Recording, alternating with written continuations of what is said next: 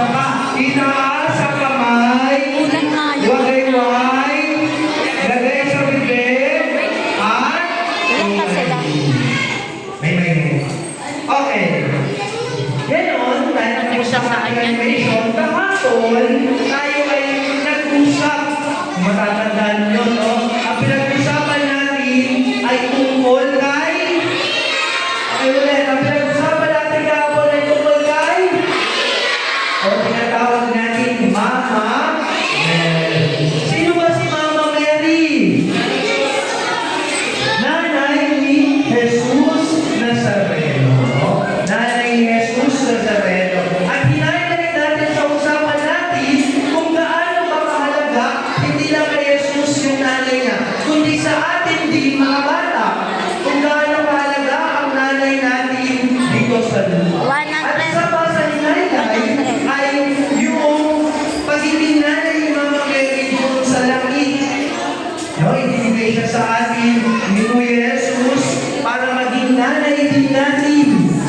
Kung meron tayong nanay sa lupa, meron din tayong nanay sa langit. At ngayon naman, pag-uusapan natin kung paano sinamahan ni Maria, ni Mama Mary, ang kanyang anak na si Jesus simula pagkabata hanggang siya ay lumaki.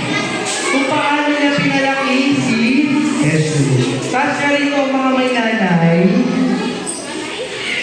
kasi ito mga mayroong nanay. Yan. Last Sunday, sinelebrate natin yung Mother's Day. Okay, no? Pinakita natin kung gano'n natin sila kamahal. Nagbigay tayo ng bulaklak, ng chocolate, at orbination natin. At paano ba naging nanay si Mama Mary sa kanyang anak na si Jesus? Paano niya sinamahan si Jesus simula pagkabata? At ano yung pag-uusapan natin ngayong hapon? No? Kung paano sinamahan ni Maria, ni Mama Mary, ang kanyang anak na si Jesus. Ngayon, tayo ay maghahati-hati kada grupo. No? Yung grupo ni Tita Adeline ay bababa sa 5th floor. At yung grupo ni Tita Arlene ay mananatili at ang grupo ko dito dahil malaki dito, no?